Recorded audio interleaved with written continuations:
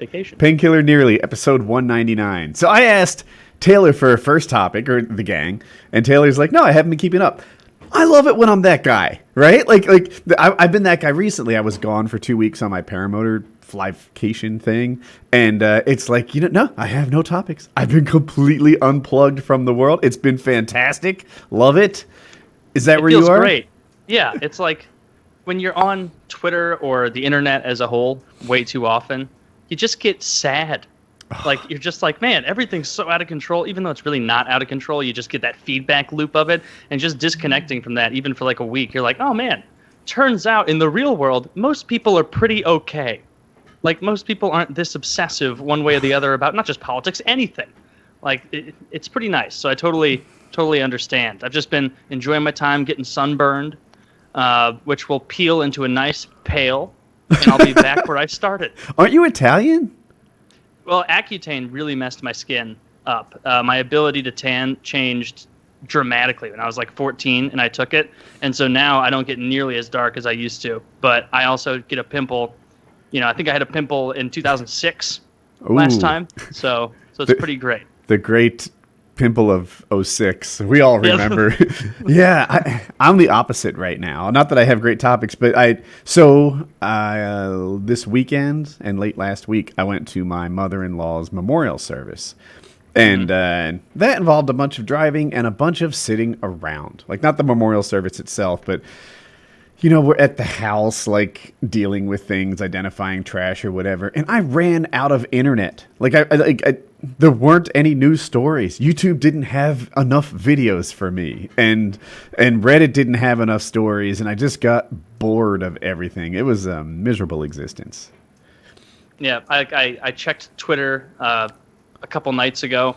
And it was something with Trump and Kim Jong-un meeting up. And I was like, you know what?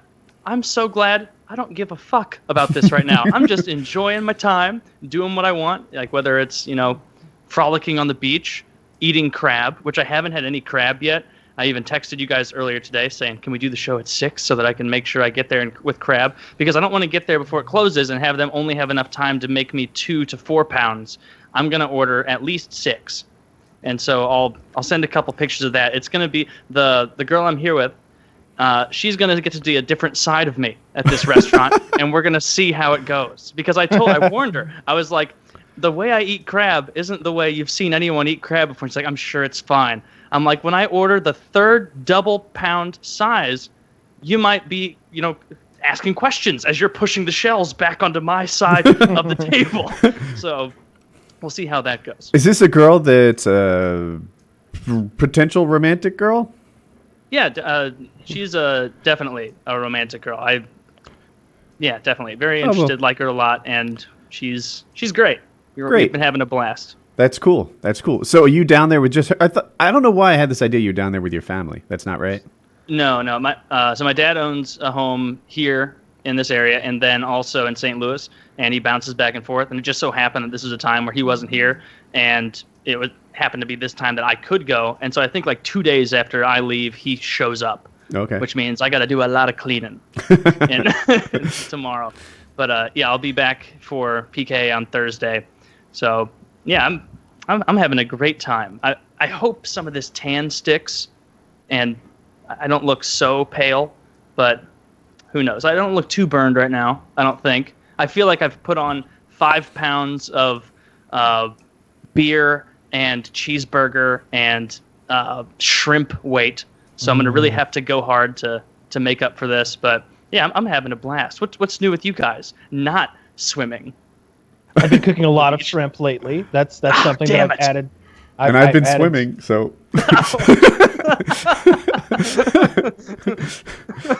That reminds me of It's Always Sunny, where they're doing Charlie McDennis, and they're like, Frank can be on your team because his mind is weak, or his mind is still sharp, but his spirit is weak. And he's sitting there, and Mac's like, well, we'd have to take a whole new team photo and work on the strategy. And Charlie's like, well, the strategy never worked. And Mac's like, and I hate the team photo. And so it's like, just immediately cuts it back. But yeah, glad to hear you guys are also enjoying yourself. Kyle, you've introduced shrimp into your diet. How have you been? Hopefully not deep fried. No, I've been sautéing it in olive oil and butter little lemon juice, paprika, some red chili powder, garlic, of course, and little lemon juice, some parsley to finish things off. Just cook it up like 3-4 minutes in a pan on medium-high heat for those taking notes. And I just dump all of that over my steak, and it's very good, very good. I really don't like deep fried seafood. Yeah, I don't like it usually. I'm trying to think if there's anything I do like fried as far as seafood. Probably, I don't think so. No. I like crab cakes. I think sometimes they're fried. Oh yeah, those are so good. But those are I saute those in like a pan of butter though. You've got just butter in the bottom of the pan. I just order them off the menu. I'll have this, and the fine gentleman in back will. Yeah, he'll work out those details for me. Yeah, I think we've discussed this before, but isn't it disappointing when you go somewhere that brags like we've got 50 different kinds of fish and alligator and shark and dolphin or whatever else? They probably can't serve dolphin. Yeah, that's one of them. See it on the menu, and it's all deep fried. So you can't even tell what you're eating. Taste. Yeah. Yeah. So I've been having a lot. I don't know if you guys have had blackened grouper. Yeah, like it's very places good. where they catch it. It's delicious. It's fantastic. Little acid refluxy, but it's worth it. It could be that or the Bud Light on the beach. You take the good with the bad. Yeah. Yeah, I like that a lot. I love seafood. I like oysters a lot. I like raw oysters a lot, but I don't like cheap raw oysters. That's a no-go. That seems risky. Yeah, that too. And they end up, and even if they're not like bad, like they're gritty. Sometimes there'll be sand in there. That's gross. Yeah, that like feeling of sand where you get like one granule of sand in your mouth and you accidentally bite on it and it feels like just a boulder crunching between your teeth. Your teeth are giving way to it, and now there's tooth powder in your mouth. And then you identify the grain of sand, and you're trying to you play a guessing game. Is this sand or tooth? Yes, I've been worried about that because of my fucking teeth. And sometimes I'll like bite, and I'm like, oh no. Okay. So every day on the trip's been a blast. Even today I had fun because I really enjoy spending time with the person I'm here with. But we went to some island like 50 minutes north to go on a nature trip to like see turtles and snakes and shit. All over there were signs of like, beware the eastern rattlesnake. And I was like, it'll rattle if we get close. It's fine. But she went last time when she was in November. She's like, oh, I saw so many animals, so many critters. It was a blast. Like, it was so awesome. The weather was great. So let's do that. Like, this is what she was saying last night. I'm like, okay, sounds good to me. I like kind of experiencing the place I am. And so we went there, and we spent, like, everybody else got off the shuttle, or not the shuttle, the ferry to get to this island. And they're probably from Florida. And so they all just, like, beelined to the beach. But I live in Missouri, so I don't get to see all these cool island creatures. And so I'm like, all right, let's definitely go on these hikes. We hiked for 4.5 hours through these places, and I saw one snake, 1,000 million lizards, which get boring after one because they're that big, and I got to meet 500 million mosquitoes. And so it was like maybe 2 miles into this where I was like slapping them off of the back of her, like, and there's little blood spots on her shirt, and there's blood spots on the back of my leg. You know when you kill a mosquito and the blood comes out. Explode. And it was about blood is that? Where I'm like, yeah, that's Everyone's. what I was saying. Yeah, I was is that like, hers? A previous mosquito victim? Is it like, I don't know. And I even asked her. I was like, these things don't like carry like Hep C or HIV or anything, do they? Because they've bit me, and then I'll slap it after it being there for 1 second, and I'm like, oh well, unless this is the fastest sucker in the entire animal kingdom, there's no way this is all my blood. There's just no way. They do carry all those things. Mosquitoes transmit lots of diseases. Oh, man. Well, there are no known cases worldwide. Of what? Hepatitis from mosquitoes. Oh, well, that's good. This is good news. Well, your risk is limited to AIDS now. If I start losing weight rapidly and coming to see you guys. No, there is no evidence of mosquitoes transmitting any of the known sexually transmissible infections. True. Oh, they do malaria. There is some limited theoretical evidence which suggests it might be possible for mosquitoes to transmit hepatitis, although there have been no known cases ever worldwide. They do malaria though, right? Yes. Okay, well, I think I was vaccinated for that, right? That only happens in like sub-Saharan. Vaccinated for malaria. I don't know about that because it seems like every time you go to one of those scary zones, you've got to take like that shot. Yeah. That's true. I've never been to one of those scaries. Oh, Woody, when you go on your flying trip, you're going to have to get a malaria shot. I have a flying trip coming up. So I don't think I'm doing the Africa one. Jackie's not really in favor of it, and I think it's really soon. But there is another one coming up, too, actually. But the more interesting one is in September. I don't even know where it is exactly, but picture like Utah, New Mexico, Colorado. It's very long. We're flying over most of the West, going from mountain to mountain. Launching at high altitudes is very tricky. I've never done it before, and that's on the thing. And because the air is thinner, probably. Yeah, that's right? exactly. The air is thinner, which has two impacts. One, your wing doesn't lift as well, and your motor doesn't run as strong. So both of those make it more difficult. And then, of course, you're exhausted. And then there's a news crew following us, and they're making like a documentary out of it. So there's a camera crew and a chase van, and it's pretty cool. Me and a couple other the paramotor YouTubers have been invited, and it's a neat little experience. And it happens in late September, so I hope that goes well. And then as well, yeah. on Friday, I'm doing a thing, which is I guess I'm shooting a commercial for this. Remember the Resurgence PPG thing, that paramotor veterans organization? Well, yeah. They got special permission to fly in restricted airspace on Friday, and we're going there and shooting a commercial or something. I don't know exactly what they need from me. I'll just do whatever. So have they given you your lines? I don't know. No, they haven't. I don't know what's involved, but I think I'm going to be flying, and that'll be my role. I don't know exactly what I'll do. Come on down to Pete's Back Fan Emporium. Just ask Woody how where the prices are. Our prices are low. This is dangerous. My prices are lower than you'll be when you fall 2 miles into the ground. Yeah. So So anyway, I'm doing some stuff that involves cameras and chase crews and things, and that should be neat. So looking forward to that. You know that camera crew is like, please let someone crash. Oh please. Man, they want that drama really. Like if you guys just soar like from mountaintop to mountaintop and let's show sunsets in the Utah landscape, they're gonna be like, well, what the fuck are we gonna do with all this footage, Mike? Someone will crash. I'm sure. We're gonna tell this is B-roll. So I have a friend. All his stories start off with some variation of like, so I'm in Cambodia filming for Discovery Channel. So I'm in Abu Dhabi filming for Red Bull or whatever. And they did a thing, I think it was Vietnam actually, and everything's going great, but going great by their standards. It's not going great by like drama standards. So there's a thing paramotors do where they fly in the same direction and they touch their wingtips and they separate. And it's fun. It's like a high five in the air. Well, they decide to add some drama to it. They're going to do a high five, but they're going to fly towards each other and just like smack wings. So they do that, and the first time like 10% of the wing touches and everything is fine. And there's 3 of them, by the way. 2 of them are in on this and the other is not. So then they do it again, and now like 25% or 1/3 of the wing. And by like the 4th pass, like 50% of the wings are smashing into each other. My friend looks back, and the other one is gone. He's crashed, and he's in the lake. And the 3rd one had no idea that there was any level of planning in this, and thought that one guy would just man down. And it was fun, good times. But seems pretty risky. Yeah, I guess it was. Well, we did it over a lake.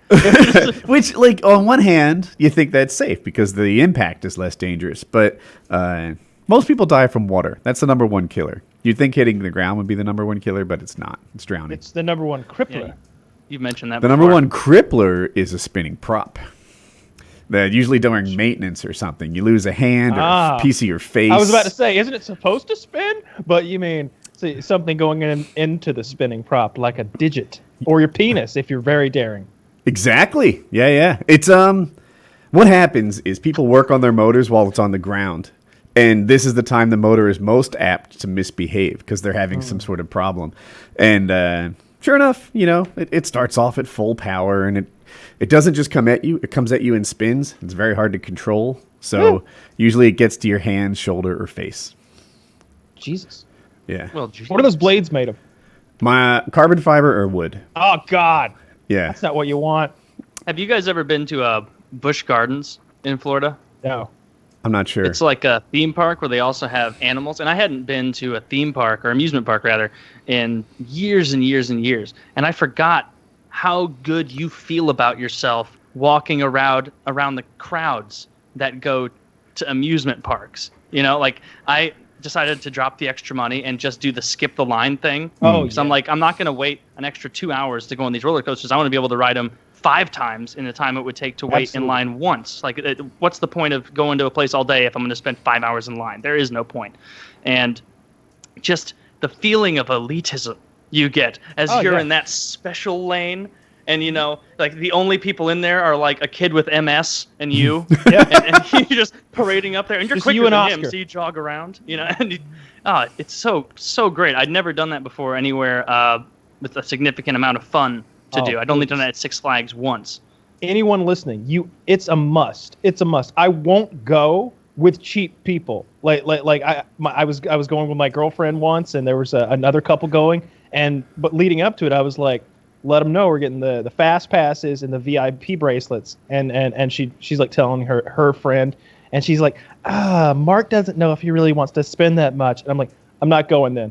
I'm not going. I'm not going to waste my time. I'm not going. Either Mark ponies up the extra $85, or they can like watch us ride the thing 3 times or something like that. Because I refuse to fucking go if they don't pony up the extra $85 or whatever it is. And it might have been more than that by the time you buy 2 tickets. I don't know. That's about what it was. Yeah. I'm with you guys. I think you're right. The time that a non-insane person might go the other direction is when, like, you're a dad. You know you're not having fucking fun anyway. This whole experience is just going to be a dreadful walk in the heat for you. And you ask yourself, do you want to pay double so these kids can and you're just like, fuck it, no. I have just as much non-fun standing in lines as I do going on rides. And I don't know about that. What's that comedian who has the joke where he's like, remember when you were a kid going on vacation with your family and you always looked up at dad and thought, why is dad so stressed out? When you have kids, you probably finally get it. You're like, don't touch that. Don't do this. You know, oh, thank God we're in line. Okay. Yeah. A little bit of time to not have to wrangle these kids. I know. Six Flags has, the drinks and stuff like there are just outrageous. Like food, everything is. But they have, you usually go when it's just screaming hot and you're walking on asphalt all fucking day and you're laughing and yelling and stuff. So you get thirsty. They have an all-you-can-drink frozen lemonade thing. It comes in a big fucking cup, and there are pit stops all over the park to refill that fucking thing. It's the greatest thing ever. It's like $12. It's like $12. Mm-hmm. You get the cup, and it's full of lemonade, but then you're just like, so I can refill this at any point I want? Oh, yeah, just stop. They see the cup, they'll refill it. Oh, it's the greatest thing ever. I fill it up, take a sip, pour it out. You don't want to carry a full cup, right? You're like, this thing is going to be, I'm about to go on a ride. That's enough for now. Take a sip. Right, can I have pink? Can I have pink lemonade? Oh, that's tart. Going back to the other guy. Something's wrong with your mixology degree. What's your name? I also got the eat and drink all day pass for us because I was like, I don't want to be, paying for something because we stayed there all day into the night, and the thing had a stipulation. It was like, you can eat as much as you want. You get your entree and your side and your dessert if you want it, and your drink, but you can only do it once an hour. And I was like, once an hour? Who in God's name is getting a bacon cheeseburger, fries, and a dessert, and a soda once an hour? And as I was looking at the thing, and I bought it the night before, and then I arrived there, and I immediately saw the people who are getting a side and a dessert and a soda once an hour. Now, they're spending their entire time eating. Did they find some way to lock you to the card, or could you say share the card? No, when you go through the checkout area, you have to have one card for you and one for whoever you're with, because they just zap that instead of charging you. But you couldn't just hand it off to another couple. You could be the noon couple. They could be the 1 p.m. lunch couple. Oh, no, maybe they could, but I don't know anybody else here, so I wasn't about to risk that with one of the many neck-tattooed miscreants that I saw. Burning fries. How burning cheap fries, would I you got it be? here. How cheap would you be in front of your new lady friend? Like, all right, I'll have lunch at 12. You have lunch at 1, and we could save $8. And she's like, "Oh, I think there's a flight home tomorrow." I this isn't a judgment on you because I don't even know how modern dating works. Do you pay for everything? Is that how this goes? No, that seems to be more, and I'm sure Kyle has plenty to say as well. It seems to be case to case. Most of the time, I find the girl wants to buy for me at least occasionally and pretty often, and this girl is wonderful. So she's like every other time, or pretty much every time, trying to buy it because I bought the plane tickets down here, and so she feels like she needs to really contribute to a lot of the dinners and stuff. And of course, I let her because that's courteous. It's a nice thing to do. So yeah, that's pretty much what it is. Same experience, Kyle. Like if she offers to pay her half, and it's not the first date. If it's the first date and I go to pay and she says, "Oh no, I want to pay for mine." If I feel like she's testing me, I'll say, "Sure." And if I feel like she's being genuinely courteous with it, I'll go, "No, please, I insist," and then I'll do it. It just depends on the vibe you get. No, I just always pay for everything. Always. Yeah. Even with like they feel like they need to contribute some into They're going to contribute later. Well, I mean that contribution goes without saying. Well, they're not going to like what's going to happen.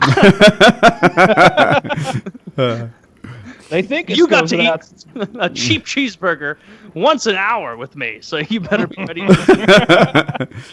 How big are your pockets?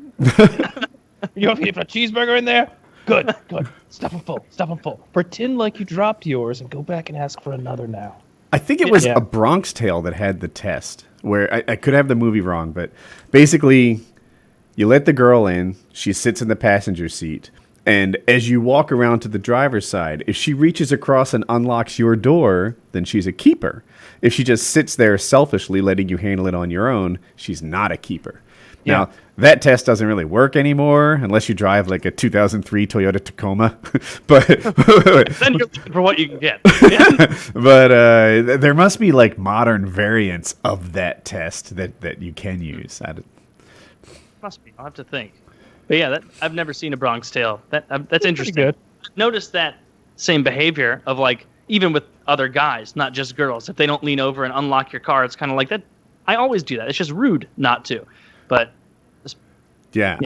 I'm the only person I know with a car where that's still a thing that can happen. Like, mostly you press the button on your key fob and all the doors unlock.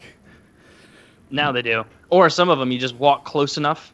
That's how it all unlocks. Dude, my truck does. There's a bunch of features in my new truck that I didn't know how much I wanted, and that is one of the coolest. It makes me feel privileged or special or something. Like the truck is locked to everyone. I've got this I don't know, sensory detection key fob in my pocket, and it's like, Woody's coming. When this guy touches the handle, it's time to unlock, and it does. It's really neat. Yeah, it is. The car I rented here, the car I have here doesn't do that. I got like a Hyundai SUV. I think Santa Fe. Hyundai Santa Fe. It's all right. Whatever. They gave me a free upgrade at the Enterprise kiosk. You're such a hot shot. I know. Just boom. It's because I'm so special. It's not because they ran out of the car that I reserved. So, literally. I got an SUV. This is like 2 years ago at one of Hope's speech and debate nationals, and they're like calling out. They're like, "Does anyone want a Ford Explorer?" No one's saying yes, and we had to drive a long way. Like our plane didn't go to the right airport. It was such a pain in the ass. So I've got like a 6-hour drive that night. I don't want an SUV and all the complexities that is. A little harder to park and such. Nobody would take it, so I ended up taking it just to cut in line. I love them. I love the Explorers. Are nice. I did like it. It was the first time I ever had ventilated seats, which I was a fan of, especially in California. Yeah, I think I've gotten the Explorer. Like my last 3 rental cars, I think have been Explorers, maybe 4.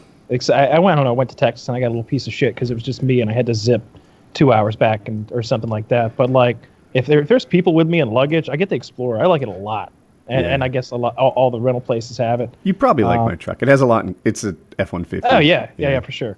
It's even bigger. I've rented one before that has that thing where you stick your foot under the back gate and it lifts the door open for you. And I've been like trying to like show that off, like, oh, you got to see like the cool feature here. I like try it, doesn't work. Try it, doesn't work. All right, I'll just fucking open it. God damn it. But the seats will vibrate when you get too close to someone. Yeah. Which is kind of convenient, kind of. My definition of too close does not match, apparently, the accepted automobile standard. Because I'll be like, I got plenty of room, and it's vibrating its ass off. Mine has collision avoidance. And so far, so I've tried to engage the collision avoidance on purpose. And I'm on the opposite end of the spectrum as you in that, like, I'm like, are you going to kick in? Are you going to... Seriously, are you helpful at all? And then the times it does kick on, it's when someone's going to make a right and they're just not completely out of the lane yet, but you can see it's going to be okay. And the car freaks out. Like, the steering wheel shakes. It makes beeping sounds, and there are these red LED lights that shine on the windshield in front of you. And just the whole car is going bonkers. And you're like, relax, bro, truck. It's all good. He's making it right.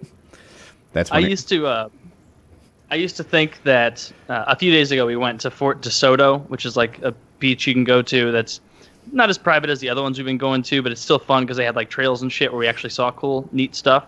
And I remember as a kid, like what I thought was, a little bullying with my brothers, running around, knocking them over or whatever in the sand. They'd try and knock me over and all that, just having fun. I saw a level of bullying between two kids on the sand and their parents were right there. I couldn't believe what was happening. The older brother had his younger brother on his back, like pinned him, UFC style, and was force-feeding him sand. And I felt like I needed to get involved. I didn't get involved, but I'm like, all right, one fistful of sand, maybe it was an accident. Maybe he was trying to like put a crab in his mouth or something gross. But 3 fistfuls of sand, and this kid is coughing. He's trying to get up. He can't get up. And then he goes, what was the kid's name? Oh, shit. It wasn't that, like, I don't know the Florida Southern accent. I'm sure Kyle knows it more, but, like, the Florida Southern accent is a little different. Where he's like, Dixon, you stop putting sand in your brother's mouth. Or, like, something along those lines. And it was like, God, you should be standing up at least, forcing sand into a child's... This kid was, like, 5. Great. Like, 5 years old. I don't like it. No, but the other kid was, like, 10. That's too much of a difference to be doing that kind of behavior. It's got to be a lot bigger to feed them sand. Yeah, just trust me. You'll take it. You think you get a funnel out or anything? It's no big deal. Fair That's enough. Funny. Yeah, it wouldn't fly in my house. No, most homes it wouldn't. I mean, the one I grew up in, maybe. I was talking to Jackie about it recently. Get that sand, boy. You show him what's what. It's either sand or their shoe. On the PKA subreddit, they were debating my parents. And there were some fans of the show who were saying that I had wonderful parents, that I grew up in an upper middle class place in a safe town, and boo-hoo, everything was fine. And there were others who were like, his father was emotionally and physically unavailable and just absent all the time, pressured him to succeed, made him feel like a loser to the point where he tried to kill himself before he was 18, and his mother beat him with anything that was available. And I was like, I never thought of it quite like that. That does sound like kind of... And I was talking to Jackie about how our kids get along. And a lot of it is to Jackie's credit because... they have to get along. Like, there's rules. We are a family. We're on the same team, and they're required to get along. If for any moment it didn't seem like they were on the same team, we'd be like, hey, that is your brother or your sister. Like, you need to help this person. Mm-hmm. And then I contrasted that with my house. I remember we were getting a coffee table, and my brother and I used to, like, roughhouse a little bit. But my brother was older than me, so I would get my ass kicked routinely, I lost. He won. That's how that worked. And she's like, yeah, get it out of your system. Like, kick his ass until you tire of doing so, because we're getting a coffee table tomorrow, and I don't want you roughhousing around it. And I'm just like, can I get a hand here? This is a terrible experience for me. Yeah, you were neglected and abused as a child. A little. If you explained it, I feel like... I feel like if you explained what happened to Woody as a child with a different person's name, like if you're like, I know this kid, Brent, and his his mom will take coat hangers and smack the shit out of him for like no reason. Maybe he spilled something, and then describe like the emotional neglect of the father. And I feel like Woody would be like, yeah, that's pretty fucked. That's not the way I raised my children at all. Which it's pretty remarkable that you raise your children much better, because that's usually how it works. People take after their parents and perpetuate that. So it's the way your family is the way it should be. Because like my father grew up and was abused and neglected, and both of those things, and he wanted to be sort of the opposite kind of parent. He was always very, very close with me, like when I was 5, he'd get back home from working and he'd come in my room, and I had all these little army men and like my He-Man soldiers, and he'd set up like a huge fort of them, and I'd set up a huge fort of them, and we'd fight with our army men and stuff, and he was always there, like teaching me to play baseball and teaching me like how to shoot and how to use bows and arrows, and he put me on his shoulders like all the time and take me on walks in the woods like when I was like 6. Like he was super close with me, and he always bought me cool shit. Like he wanted to give me stuff, because like he was like, I remember Christmas when I was 5, and I got a box of crayons, and we left the crayons out on the deck, and they melted, and then Dad beat the shit out of me. And I was like, oh, that sounds like a great year. Well, he died the next year, so. So I didn't even get crayons. Oh, that sounds awful. Yeah, I you guess might it be can right. go either Maybe way. it is that you go way. It can You go always either way, hear I this. think. Like You always either hear the extreme. self-perpetuating thing. I've heard that No. too. Yeah, I was gonna say Taylor was right, but maybe either can be. I don't know. Maybe there's no pattern, and we're finding patterns that aren't there. I think that's it, honestly. I think that we find those patterns there. I think you get both. I think that some people are like, have really terrible childhoods, and they're like, I have seen the one end of the spectrum. I'm going to make sure that I don't end up like that. I'm going to provide the opposite end of the spectrum for my kids or whatever. But then there's some people who like are broken perhaps by it, or they just accept it as, well, that's just how it is. You think you're so special, Timmy? You know what things were like when I was growing up? I'll show you. Whack, whack, whack. Give me the stiletto, Jim. Whack, whack, whack. This is how I was raised, and I turned out fine. That's sad. I want to do a little bit of hockey talk. Oh yeah, Kyle will even enjoy this. Not the hockey win of the Caps per se, but I've never seen in my life a player as excited to win the Stanley Cup as Alex Ovechkin. And you know how they do raucous, silly things with the cup. He has been getting like blackout drunk all over the city of DC. Like he was swimming in a public fountain with the Stanley Cup. He was doing keg stands with the Stanley Cup in places where like it was clearly you can't drink here. It's on the side of the road. Where, like it's in a public park. You can't do these things. And he's going A Washington hog wild. Nationals game. Yeah, the Nationals game. He was like so drunk he thought they were like filming him holding the cup, but play was still occurring, and so you could just see in the picture, his own rented out suite with the other players just pumping the Stanley Cup up and down as nobody's paying attention. Although I guess the Nats aren't that great, or maybe they are. I don't know. I don't follow baseball. Kyle would know better than me, but It's I'm been really great. happy for them to win. Yeah, so this season couldn't have gone much better. It'd be nice for me if the Flyers won the cup, but the Flyers made the playoffs. Sorry, Taylor. The Blues didn't, so we got a nice draft pick out of it. Couldn't have gone much better there. Gone worse. I like that Vegas made the finals because Vegas, in my opinion, has stepped up the production value of the NHL. Their pregame ceremonies were incredible. Everyone does these shitty pregame ceremonies and this national anthem or whatever, but to watch theirs, all of a sudden there's like Las Vegas shows. Short ones, like before Penn the and Teller were game. there. Yeah, there are people who could sing. Like I'm gonna get that wrong, but like Dave Imagine Matthews. Dragons. Oh yeah. Thank you. It was Imagine Dragons was there. There were like it was a non-hockey fan would be interested in the pomp and ceremony, if I'm using that right, before the game started, and I really like that. I hope that other people, next playoffs, that just increase the production value of what goes on around it. I saw that chick showing her tits. That was the best part of the entire NHL playoffs. That was all that mattered. I was a fan. I tweeted that. And then just to cap off the thought, I'm glad Washington won because everybody wanted Ovechkin to get his cup. He was one of the best players to have ever played without a cup, and now he got his win. Yeah. And he beat Sidney Crosby on the way through. Obviously, he sucks. So, it couldn't have gone much better. I liked that. I also liked seeing Oshie win because even though it's a perpetual thing that players leave the Blues and then win the Stanley Cup somewhere else, I didn't know that Oshie's dad has early onset Alzheimer's. And so he gave like a really touching, post-win interview of like, yeah, my dad, he really doesn't remember much anymore, but this is something that he's gonna remember. No, like, it's not. Yeah, it's not how it works. But not how it works.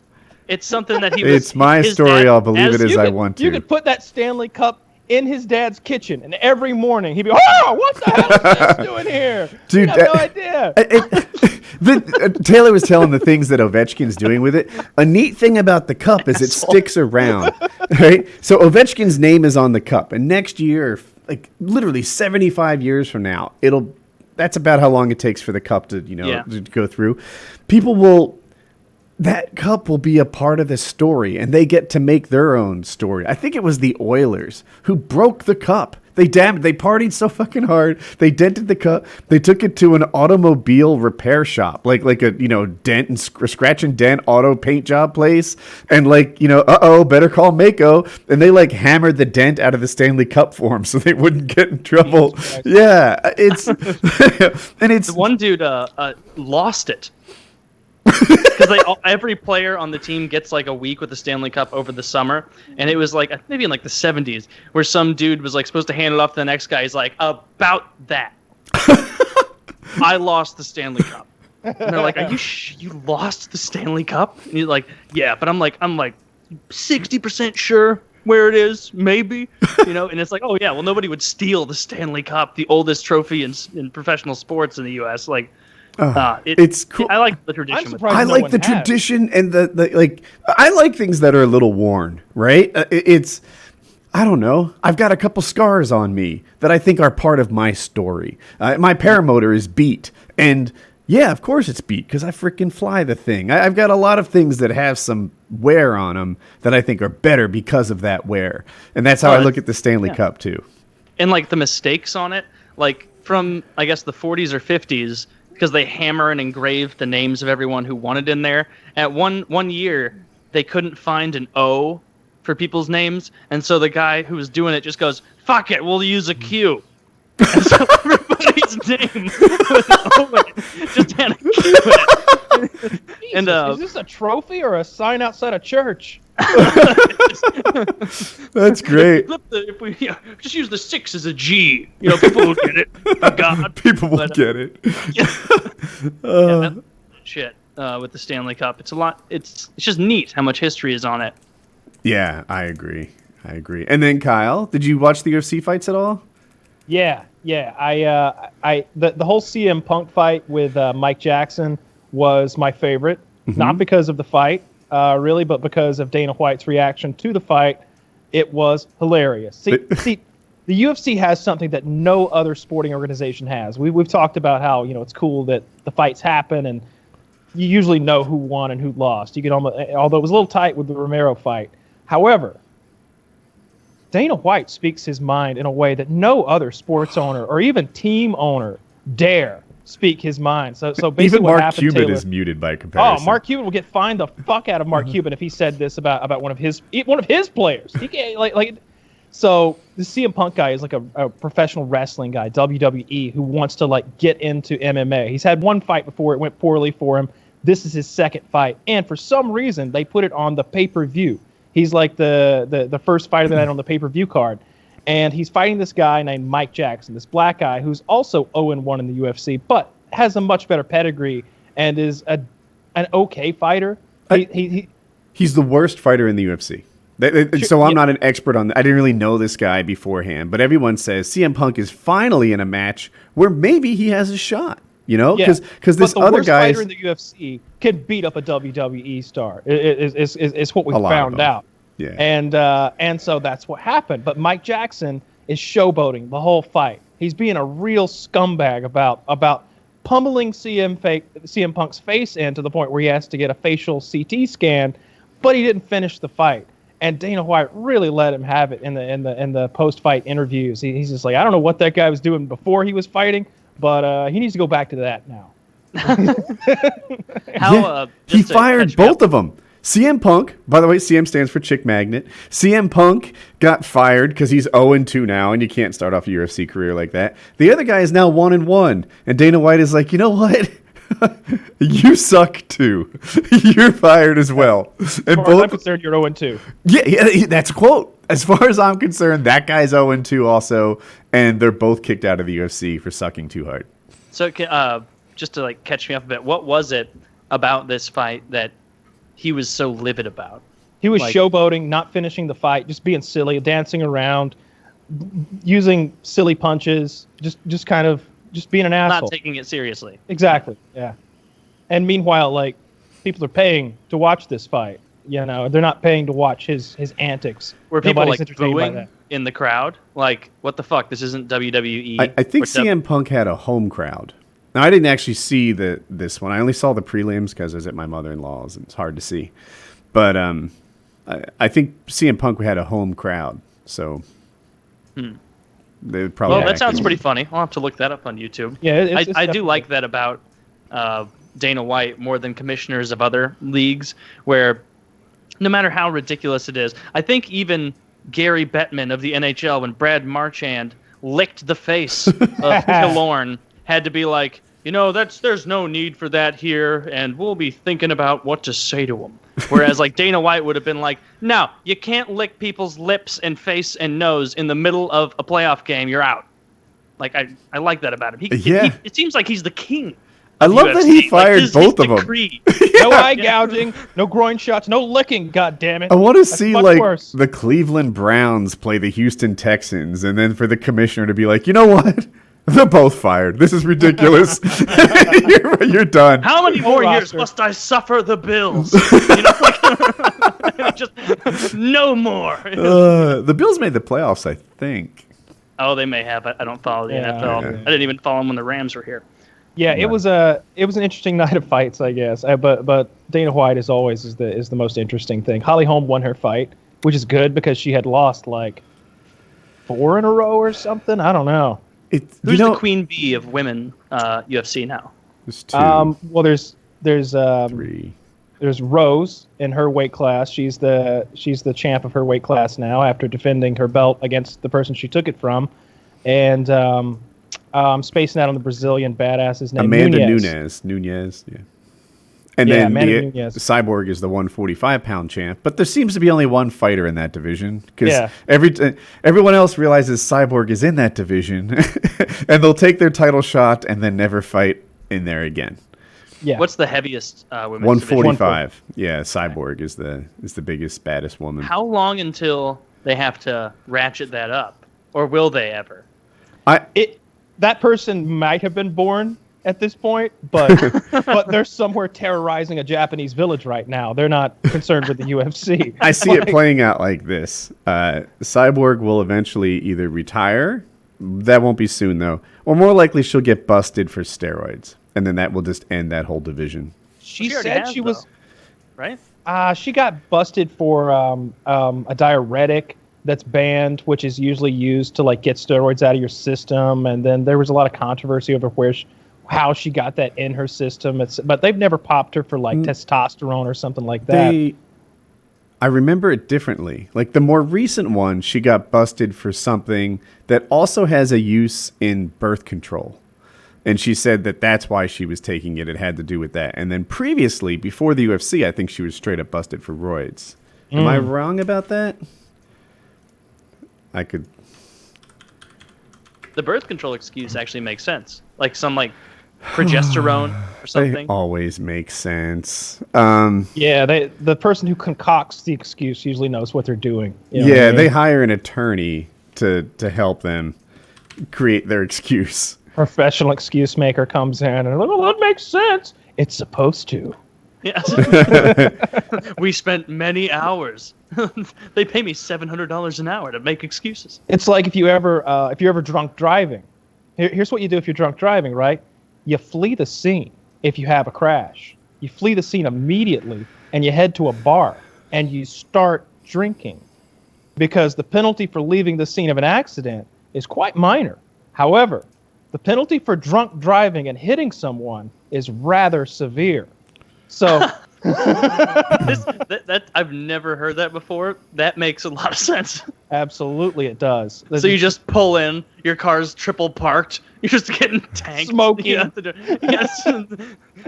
And when, the cops inevitably come, you're like, look, I definitely hit those people back there, and I was so shaken up by it, I had to head on over to Ted's bar and have a few. Just ask Ted. Miss Bartender, or Ted, how many drinks has this person had? Well, he ordered a Bud Light 3 minutes ago, and then you arrived. And it's like, oh, damn it, I've been foiled. How'd you find me? Well, the trail of blood left by the person stuck in your fucking axle. That guy in your grill texted us. Yeah. Look, And now he's speeding. Yeah. He videoed you the whole way here. Yeah, but that is, in many states, that's the deal. That it's a much more serious crime to have been drunk driving, especially if you hit someone, than it is to just leave the scene of an accident. See, that's what John Jones did, right? He hit someone while doing cocaine, and God knows what he had in the car. He fled the fucking scene. Went to a cocaine bar and started. I looked up Cyborg's drugs. So the first time she was busted, it was a straight up steroid. It's called stanilozol or something like that, but it's an antibiotic steroid. Guilty. The second time they didn't reveal the name of it, but they said that it helps her recover from her weight cut after a fight. So I can't go any further. I don't know what it's called. It's hard to research past that. She's so big and ugly. If she were big and pretty, I think we'd let it slide. We'd be like, oh, come on. Look how good she is, though. But she's just a big, oaf of a woman who's just disgusting to look at. And so we're just like, stop beating up those little girls. Yeah, you're right. But there's a certain kind of ugly that you get from the steroids too, though. Like she has and from getting punched in the face for a decade. For a living, yeah. I hear you, but Ronda Rousey's not ugly. No, I can't think of another girl. Amanda Nunes is not a looker, but I don't look at her. Cute. Oh, there's the 135-pound champ. Lesbian. Yeah. Her and her girlfriend, they're both cute. Yeah.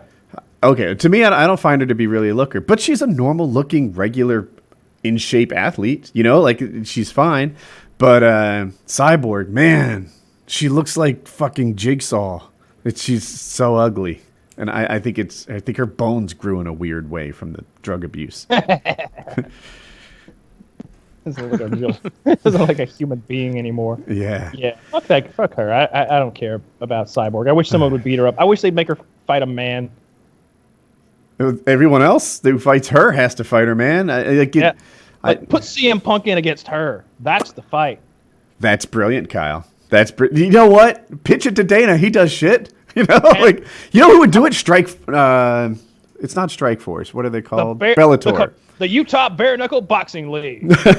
Bellator, for people who don't pay attention to MMA very much, Bellator does what they call freak shows, where they'll take people from different weight classes and put them together a lot. They'll take giant people they're the ones who had Kimbo Slice fight Dada. Apparently on the streets of Miami, that's a well-known feud. So they're like, fuck it, we'll put them both in Bellator and see how it goes. Right? They were in such bad shape. One almost died from exhaustion. Yeah, right, he was so tired. The winner didn't even the guy didn't go down from a punch. He got punched, and then 5-10 seconds later, just laid down. He was just so tired. And look, I'd be at least as exhausted. I might not make the third round against Kimbo, but I certainly wouldn't. But yeah, the point is, they're on Bellator. If you scheduled a fight to fight Kimbo, though, you would be. You'd have been on a bike. You'd have been running 5 miles a day for weeks now, right? You'd been eating right. You'd had a dietitian in your life. You'd be like, look, I'm gonna get my ass beat, but I'm not gonna beat myself. He's gonna have to beat me. There's gonna be 80,000 people, watching live, and another 2 million around the world are gonna end up seeing this. What's Kyle gonna say on Monday? I'd get in shape. I'm looking at pictures of Dada 5000 right now. I believe I could fuck this man's belly button. Ooh. So, shifting topics just a little bit. It turned out let's stick with this. It turned out that Ice Poseidon had been lying this whole time about having broken up with his girlfriend, Coraline, whatever they call her, the space alien, who everyone hates and hated. He just fake broken up with her, and sort of like kept her out of his stream. Well, that all fell apart, and as a self sort of flagellation, he shaved his head on stream the other day. Not a good look. Oh, but I need to see a picture of this. There you go, dude. There's some greatness to it, though. I saw someone on the Ice Poseidon subreddit was like, "Hey, I was a drug addict. I didn't really have my act together. I didn't know what was going on. I got into heroin. I got into meth. And now look at me. I got my life together." So they took his current picture and made it the before. And they took his bodybuilding shot and made it the after.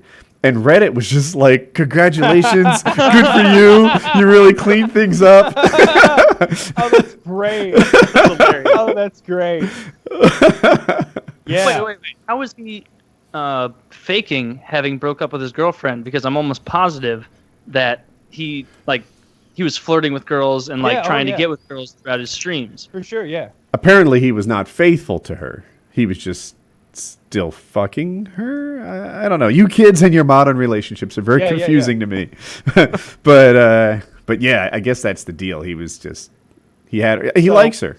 It seems like Ice on his subreddit with his fans goes from because the last time I went over there was during his RV trip, and everyone was like, "King of content," and it was him sitting there with his cigar picture, looking all badass. And then, so if I were to go over there now, would they be just tearing into him? Yes. Yeah, they've got him looking like a Jew troll, with pimples on his face. And I've seen that one where they Photoshop his nose into a enormous toucan's beak. It's so big. Here's what gets me.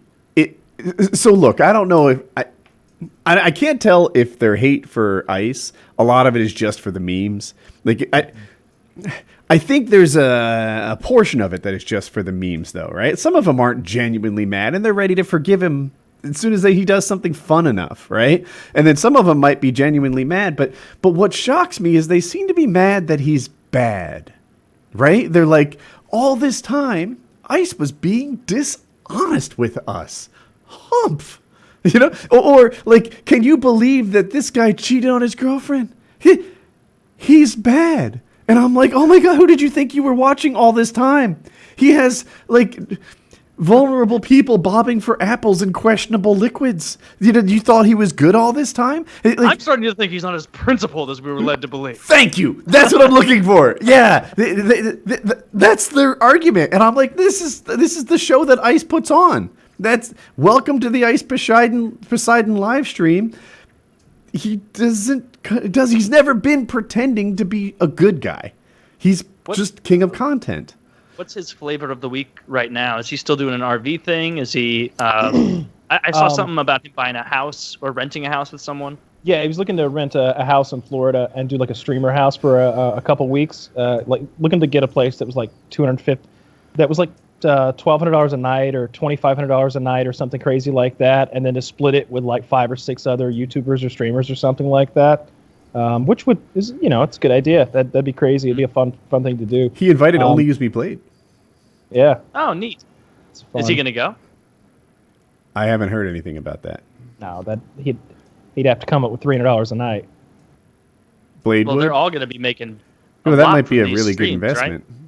Well, It's hard to say. Ice's star is not at its shiniest right now. Well, Ice would be fine. It's just it's always a question of the people. If the people with Ice are going to be, if their streams are going to do as well or well enough for them to afford that $250, $300 a night or whatever, or if they're going to lose money, and if they're going to stream the whole time. It just depends who's with them. I'll tell you even his leeches made quite a bit. Some of them do. I mean, some of them have their own little streaming careers now out of it. But some of them not so much. No, Kyle was about to say, I'll say this.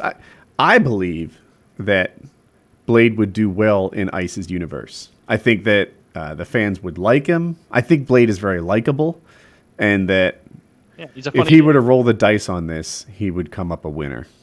I think. So when he was getting his head shaved, I don't know the guy who was shaving his head, but Ice is sitting in a chair on stream, and he starts shaving his head just with clippers with no guard, and he's like, "Oh, your head's so dirty. Oh, there's so much. What is that?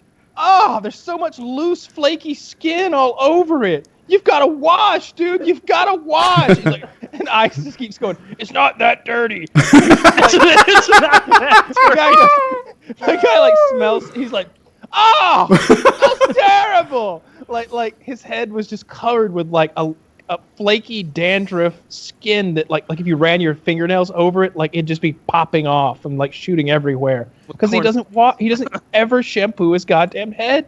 It was super gross. It was super gross. It's hard to tell where the truth begins and ends in the Ice Poseidon world, right? Like, remember when he was on our show and he's like, "I don't really care about the girls. I just want to get my nut off. I just fuck them. I just blow in their mouth as fast as I can, get my nut off. That's what I'm there for." Like, it seemed like kind of a bit, right? No, that's him. Like he said recently, he's like, I don't even like pussy. It stinks. It's messy. It's gross. Like I just want a blowjob and get my nut and that's it. Like that's. I don't think we're getting too much. Like he's acting silly and everything, but like a lot of the stuff he says is just the shitting blood. He shits blood. Chiz was saying, like, he's talked to him behind the scenes, and he finds a businessman back there who knows what he's doing, and a lot of it is an act. But then it seems like it's not so much an act all the time. I have a hard time telling. That's a bit of an act. The silliness and the rambunctiousness and stuff like that. Like he's not insane. Like if you talk to him behind the scenes, he's certainly a normal-ish guy. He's not dumb, it seems. Yeah, exactly. But he's also a person who doesn't bathe himself or brush his teeth and shits blood because he'll have to poop, but he just won't. We all have our quirks. He shits like he shits like once every 5 or 6 days. So he talks about how hard his shits are and how there's blood. That can't be true. I used to do that as a kid. Shitting once every 5 or 6 days? That would be a stretch. Say 3 to 5 days. Let's examine. Why did you do that? I don't know. It was just fine with me. I was just fine with that. And I've told this story before. I went on a whitewater rafting trip.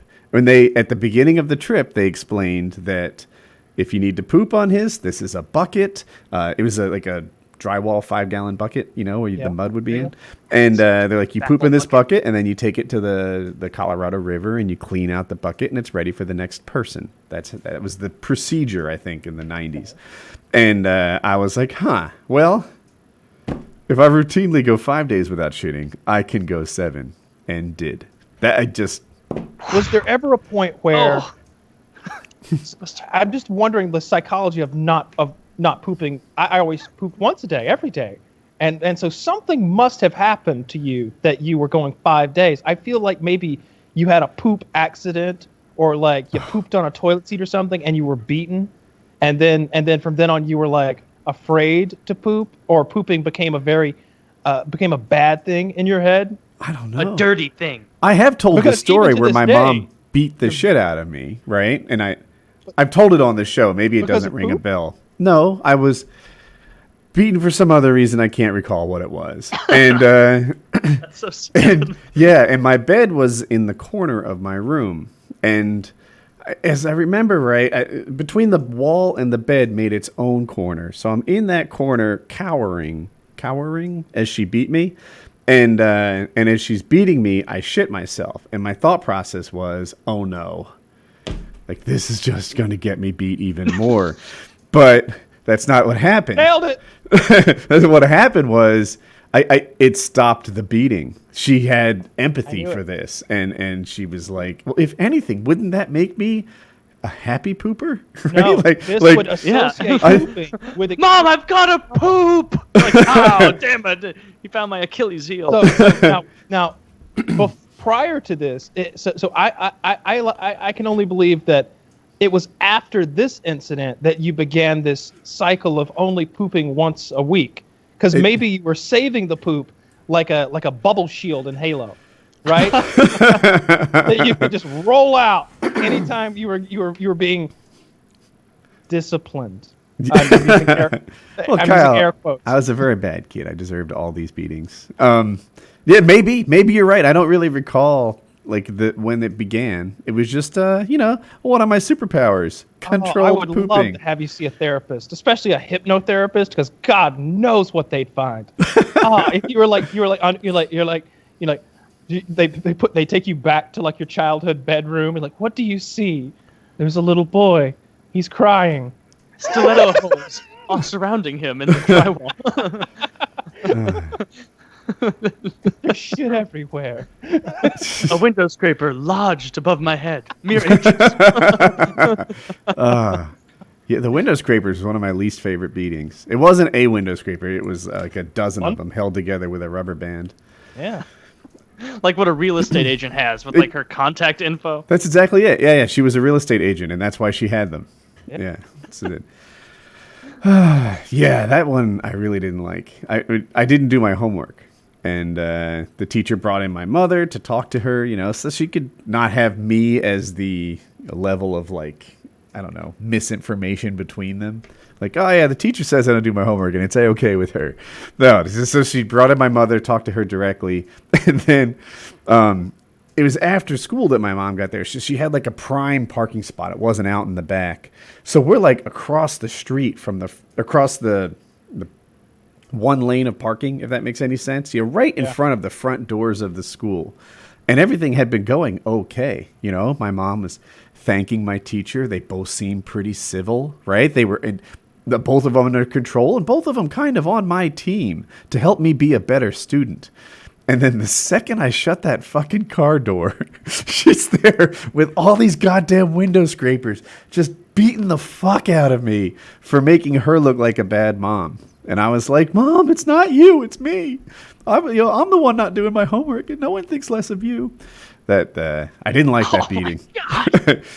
Yeah. It's not. You're giving her like the breakup speech. It's not you. It's me. Just put the window scrapers down. Yeah. Oh man. You could have at least taken one out and used that instead of the whole bundle. Yeah, I'm on your team with that. That would have been a better, by my measure, beating. So. Beat your children sensibly. One thing I've heard, now I've never hit my kids. I have made them cry, but I can do it with words, so I never felt the need to hit them. But I saw like a sign on a retail store, like in the boardwalk or something. And it said, never beat your children without the end in sight. And it was kind of a double entendre, but not dirty. Basically it says hit their hiney, but also, have like a plan. Be in control of yourself. Don't be beating your children out of anger, out of rage. Yeah. Right. And I think the picture had a red bottom or something on it. And I was like, I wish my mom did that. I wish she only beat us when, like, I don't know, like the 1, 2, 3 owl and the Tootsie Roll kind of beating, like instead of just rabid mom, but just feverishly beating the shit out of you in a parking lot. You're making me look like a bad mother. I'm so sorry, Mom, that I trespassed on you. Forgive me my transgression. You're on this link here. This is there's several techniques that abusers use to trivialize their these are gaslighting techniques that an abusive partner might use. Withholding. The abusive partner pretends not to understand or refuses to listen. Example, I don't want to hear this again, or you're just trying to confuse me. Countering, the abusive partner questions the victim's memory of the events, even when the victim remembers them accurately. Blocking or diverting, the abusive partner changes the subject and or the questions the victim's thoughts. Trivializing, the abusive partner makes the victim's needs or feelings seem unimportant.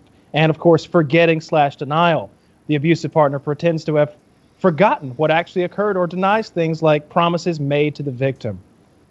Any of these sounding?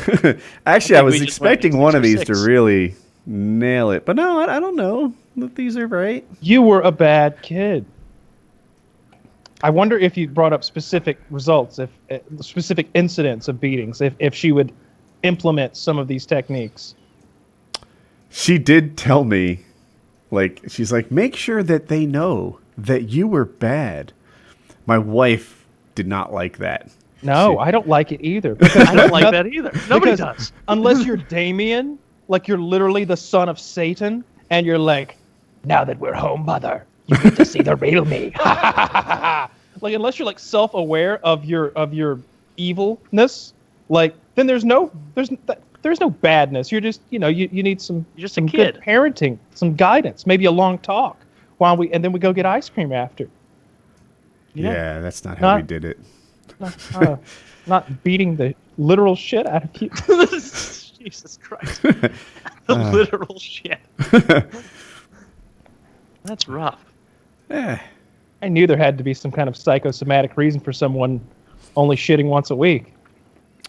Well, he poops more than once a week now. Yes, I am. I don't mean to brag, but I'm pretty regular. Except when he visits. when his mom comes over, it goes a whole week. And it's 2 weeks before he's Well, you regular have to again. save it like a bubble shield, Kyle. Yeah. Plan ahead, would you? Can you just imagine? like, are you ever afraid that even today, that like if things got a little bit heated between the two of you, like if you were like, no, mom, that was wrong what you did, she'd like start laying into you again? No, those days are done. She is 70, Kyle. Yeah, it's okay. Fair enough. Yeah. I don't know. You ever seen Misery? I have. Oh, yeah. Great Yeah. movie. Dude, I don't know. My mom's prettier than that woman, but she used to be told that she looked like her all the time when that movie was fresh. Yeah. Ooh, no wonder she was mad. Yeah. Ugh. Well, all right. PKN, episode 199. Be A thankful real out there. upper. Yeah.